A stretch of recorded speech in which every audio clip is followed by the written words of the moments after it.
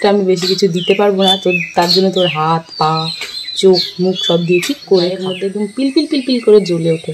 ইচ্ছে করে একদম গরিব করে জন্ম দাও, আর নয়তো একদম বড় লোক করে জন্ম দাও। এই মাঝামাঝিতে রেখে আমার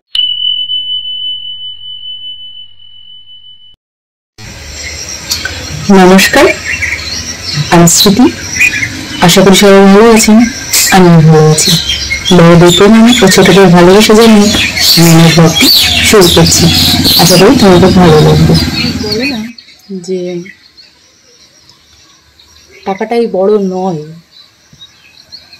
ভালোবাসাটা বড়, বা টাকার থেকে বেশি দামি যদি কিছু থেকে থাকে তো মানুষের ভালোবাসা। তো হ্যাঁ, ভালোবাসা সত্যিই দামি, তবে টাকার থেকে দামি নয়। তোমার যদি টাকা থাকে তো তুমি যাই করো না কেন, খারাপ কাজ করো ইয়া ভালো, তোমাকে সবাই ভালোবাসবে। আর যদি তোমার টাকা না থাকে, তুমি 14টা ভালো কাজ করলেও তোমার ভালোবাসার লোকের অভাব ঠিকই করবে। তো আর একটা কথাও শুনি মাঝে মধ্যেই, যে জন থাকলে হয় না ধনের দরকার হয়, আর ধন থাকলে হয় না জনের দরকার হয়। তো জন থাকলে ধন না আসতেও পারে, কিন্তু ধন থাকলে জন অবশ্যই আসবে। এইটুকু এতদিনে বুঝে গিয়েছি। তো আবার আরও কিছু কথাও আছে, যে অন্যের ভালো চাও, দেখবে সৃষ্টিকর্তা একদিন তোমার ঠিক ভালো কিছু করবে।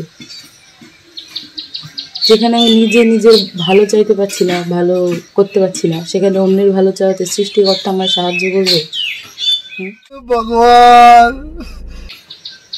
কিভাবে করবে? এখানে না সব লিখেই পাঠিয়েছে যে তুই এই করে খাবি। তা এক্সট্রা আমি বেশি কিছু দিতে পারবো না, তো তার জন্য তোর হাত পা চোখ মুখ সব দিয়ে ঠিক করে খা। এর বেশি উনি আর কিছুই দেবেন না, যা করার নিজেকেই করতে হবে। আর অন্যের ভালো চেয়ে চেয়ে চেয়ে চেয়ে না, তো যাদের ভালো চেয়েছি তারা কিন্তু ঘুরিয়ে আর আমার ভালো চায়নি। তারা নিজের ভালো হয়ে গিয়েছে, মিটে গেছে, জোর কেটে পড়েছে, আমার ভালো কেউ চায়নি। আমি দেখেছি আমার বাবাকে অন্যের ভালো করতে, অন্যের ছেলে মেয়েকে নিয়ে ভাবতে, অন্যের ছেলে মেয়েকে বইপত্র কিনে দিতে, তাদের পড়াশোনার অসুবিধা হচ্ছে বলে। আমার বাবা যখন অগাধ টাকা ছিল, ইনকাম করতো সেই সময়, তখন দেখেছি কার ঘরে চাল জুটেনি তাও কিনে নিয়ে গিয়ে দিয়েছে। অসুবিধা, এত অসুবিধা যে মশারি কিনতে পারেনি বর্ষার সময়, তো মশারি উপরে দিয়েছে শুনেছি। এটা করেছে আমার বাবা, যা ভোলাপান লোক না, করেছে। তো এখন আমার বাবা একটু ক্রিটিক্যাল টাইপের হয়ে গিয়েছে, বয়স হয়েছে।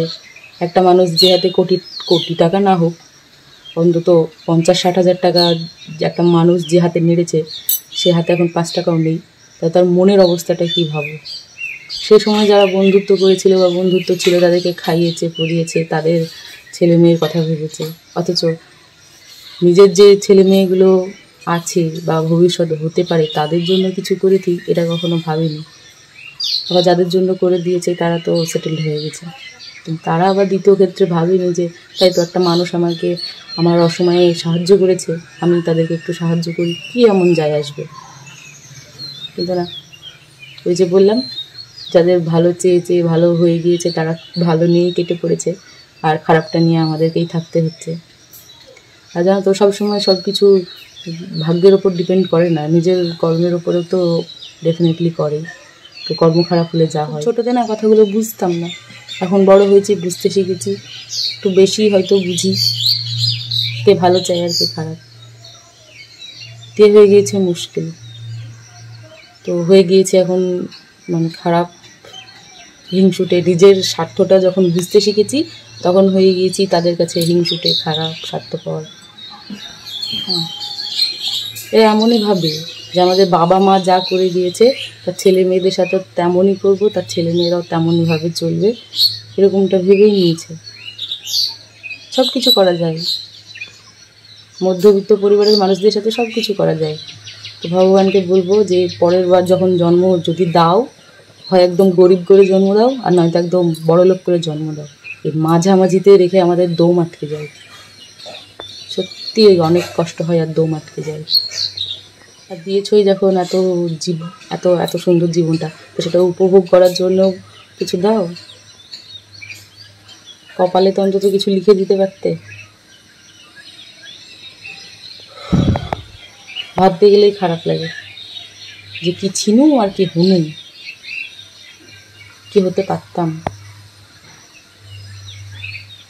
কিছু কিছু ভুল ডিসিশনের জন্য মা বাবার দোষের কারণে আমরা ছেলেমেয়েরা ভুগি। যেমন আমি ভুগছি। নিজের জন্য কখনো ভাবেনি, আর তারাও আমাদেরকে সেই শিক্ষা দিয়েছে কখনো নিজের জন্য ভাববে না, অন্যের ভালোটা দেখবে, অন্য কিসে ভালো থাকবে সেইটা দেখবে। তো সেটা দেখতে গিয়ে দেখতেই পাচ্ছ অবস্থা।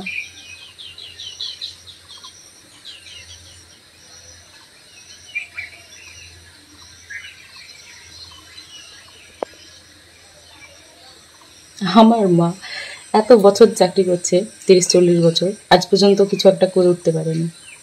তারপরেও লোকের মুখে শুনতে হয় যে হ্যাঁ এটা মেরে খাই, ওটা মেরে খাই। কিন্তু যারা 10 পয়সা মেরে 2তলা 3তলা বাড়ি করে ফেলেছে, তাদেরকে কিন্তু কেউ কখনো শোনায় না যে এই করেছে সেই করেছে তা। অথচ আমার মাকে শোনানো হয়। আমার মা বাবার মতন সরল সাদা কেউ নাই মনে হয় এই পৃথিবীতে, এই জটিল পৃথিবীতে। এত সাদা মানুষগুলোকে ঠকতে দেখলেও না গায়ের মধ্যে একদম পিলপিল পিলপিল করে জ্বলে ওঠে। ইচ্ছে করে গলা জোরে চিৎকার করে প্রতিবাদ করে যে কেন এদের সাথেই কেন এমনটা করতে হয় সবাইকে, ভালো মানুষ পাই বলে।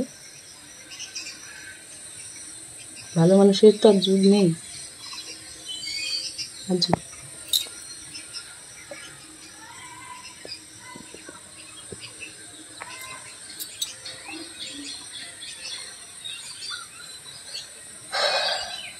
স্বার্থপর হতে অনেকটা সময় লেগে গেল মনে হয়। নিজের জন্য এখন চিন্তা হয় তো এই ভাবনাগুলো আগে কেন ভাবিনি, তাহলে হয়তো অনেক আগে থেকেই চেঞ্জ করতে পারতাম অনেক কিছু। তো যাই হোক, যারা আমার ভিডিওটা দেখছো, কথাগুলো শুনে যদি একটু মনে ভাবনা আসে তো নিজেকে নিয়ে ভাবো, অন্যকে নিয়ে ভাবতে যেও না। অন্যের জন্য ভাববে, ভালো চাইবে, তারা ভালো নিয়ে গুটিয়ে যাবে। তোমার ভালো তারা চাইবে না, কখনো না। মিলিয়ে নিও আমার কথাগুলো। তো চলো, আবার দেখা হচ্ছে। ভালো থেকো।